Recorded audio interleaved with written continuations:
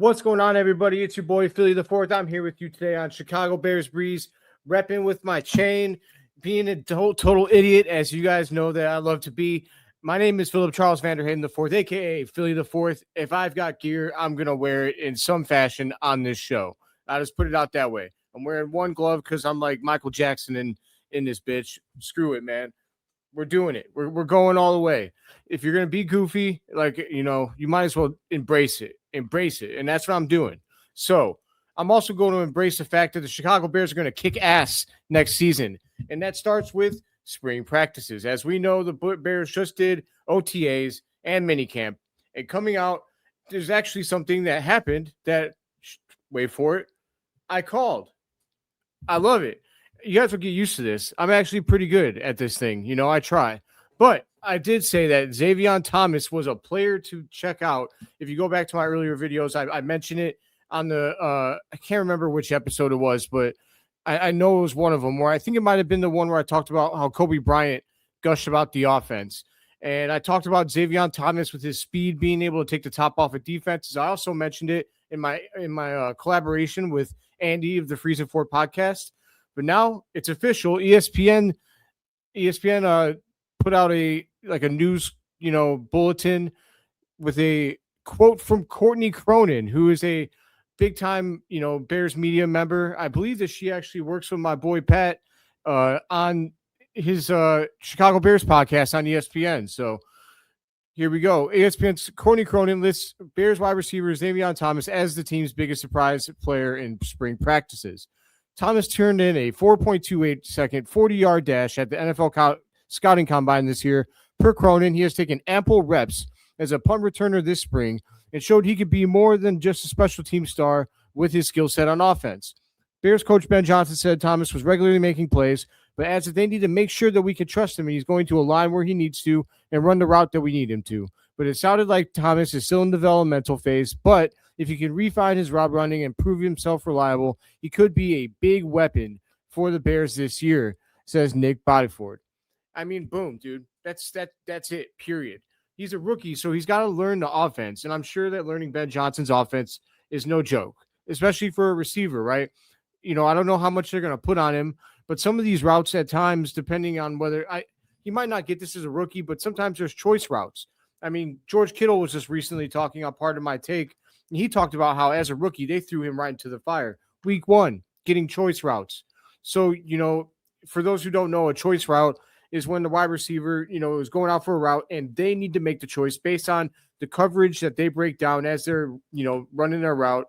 You as a receiver, you engage the guy off the line, right away if it's man-to-man or zone. Is he trying to press you? You might know if it's cover 2, or if it's just press man coverage. So, based on whether or not he presses you, based on, if he runs up to cover the flat or if he drops back. And also you're always looking at your safeties if you're a wide receiver, because, if he comes over the top of you, it's probably a cover 3 or a cover 4. Well, that's not entirely true. It depends. Because if he runs cover 2, then both safeties are going out this way as well. But it's all about the spacing, right? How far does that safety come out? So, it just depends. There's a lot to play wide receiver. I'll admit that is one position I never did play. That skill position on offense wasn't my bag. It wasn't my bag. I am firmly an in-the-box player, or was when I did my thing. So I just know what I know based on, listening to my coach when I used to play fullback and center during my days. The wide receiver has to think a lot, right? Same with the tight end. When they come off the line, the people that are lined up over them, and, in the wide receiver's case, the DBs that are lined up or not lined up over them, if they're in the flats, depending, all of that can determine how you read what kind of coverage it is. And then off the snap, you've got to make the best choice for your quarterback. And the best in the game, they do this flawlessly, right? They are always making the right choices. The quarterback and the receiver, they are, mind melded. There's a reason that you've got some of the great pairings in our game in history, like Peyton Manning and Marvin Harrison is a great example that always comes out in my head. You got, I would hate to say Pat Mahomes does it with anybody, but he did it for a while with, oh God, I can't believe I'm blanking on this wide receiver. I can't believe it. Okay, it's crazy. He went to the Miami Dolphins. I don't know why I'm blanking on his name, but anyways, we're gonna move on. That's not all that's going on with the Bears, because we also had the Bears being announced as being the new franchise that's going to be working in this Hallmark movie. I did not grab a snippet, but right now I'll just say this week the Chicago Bears and Hallmark Media announced an exciting partnership. The football team is starring in the channel's newest NFL-themed Christmas film. The new made-for-TV movie will incorporate beloved Bears traditions, surely sparking smiles among fans of the Midwestern team. Dope. I mean, I think Ben Johnson had to make this announcement, and he did not look overly thrilled to be talking about a Hallmark movie. It was quite funny, but over time, I mean, this is new for me. I've actually never seen a movie like a Hallmark movie or anything like that based around the Chicago Bears. Outside of the Hard Knocks, that's all we've seen. So I think it's going to be cool. I mean, why not, right? Then we also have Caleb Williams, who appeared on Pardon My Take and did an interview. And in this interview, he talked about all the different things that are being said about him right now, as well as the being on the cover of Madden. And so I thought it was a really enjoyable interview. It's always awesome. I love to watch it because, Big Cat over there at Barstool, shout out to Pardon My Take. It's a great podcast. I'm just going to say it's my favorite podcast. I am a longtime AWL, but the Big Cat himself is a Chicago Bears fan. So I love to see when they have Chicago Bears related people on the show, because Big Cat is just living the dream. And you could tell, he's loving it. I can only imagine. But on this podcast, they got to talking about the haters and how much we embrace them. And, I know I do. He said he loves to, Big Cat, and Caleb does too, apparently. He said he reads all of this stuff. He actually said if people say they don't see the haters out there, they're lying, which I thought was pretty funny. You really do have to live like you're an Amish dude or something like that if you really are going to actually not find out about some of the things people are saying about you. But he said that he loves to, take it in as energy and kind of like, hey, I'm going to prove y'all wrong, right? So one of those things that people talk about is completion percentage. And I have a snippet here. Obviously, I want to get the completion percentage up, but some of the good things that I've done on the field that I do on the field negatively impact that. And that he talks about what he means is like when he throws the ball away, like that affects his completion percentage, but he's making a good play. So that doesn't get listed in the stat sheet. Anyways, he said, but we'll get it up anyway, pause, just to shut everybody up and help them understand. We'll get it up, pause again, and we'll make everybody's heart feel warm and lovely. And it'll also help us in the long run of winning games and starting games better, starting games faster, doing all of those things.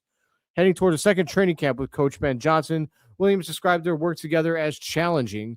Johnson is pushing him to be more decisive in attacking certain coverages, taking big shots when they're there, and being more trusting of his receivers to make plays, and, still a major box to check, being better at hitting receivers in stride so that they can pile up more yards after catches.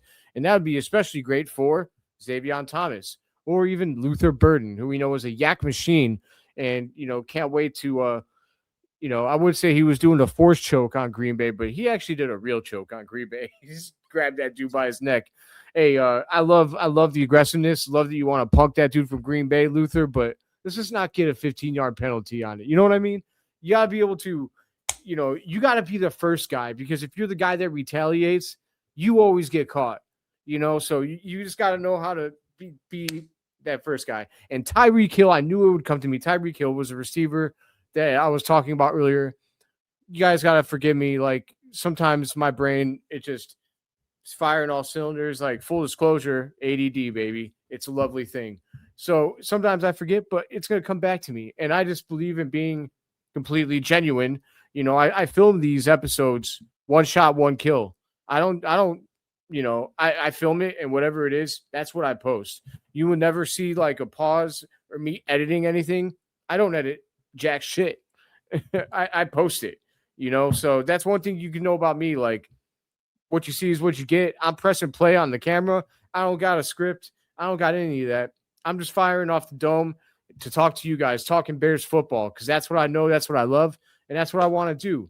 But all right, that's done it for this episode of Chicago Bears Breeze. I'm really excited. Oh, one other thing that I want to talk about, just note, is that Colston Loveland attended Tight End University. I thought that's really dope. They had like over 90-something people there this year. George Kittle talked about Colston being somebody that was attending when he did his interview on Part of My Take. I love that Colston is embracing all of the things that he could embrace in order to be, one of the best tight ends in the NFL this season, because he was dominant. I mean, dominant last season. Once he got in sync with Caleb Williams, it was a beautiful thing to watch. And I'm chomping at the bit to see some Bears football. You guys are probably going to be sick of me talking about how great I think Caleb's going to be this year, or how dynamic this receiver core is, or how Colston Loveland is going to make every defense in the NFL his little baby back bitch. But, we got to get to the season. Until then, though, we're just going to be pumped up, baby. We're going to get the hype. I'm going to bring you the hype on Chicago Bears Breeze. As always, my friends, long live the Chicago Bears, but most importantly, long live you, Breeze Nation. My name is Philip Charles Vanderhayden IV, a.k.a. Philly the Fourth, and this has been an episode of Chicago Bears Breeze. Until next time, my friends, bear the F down. Let's go.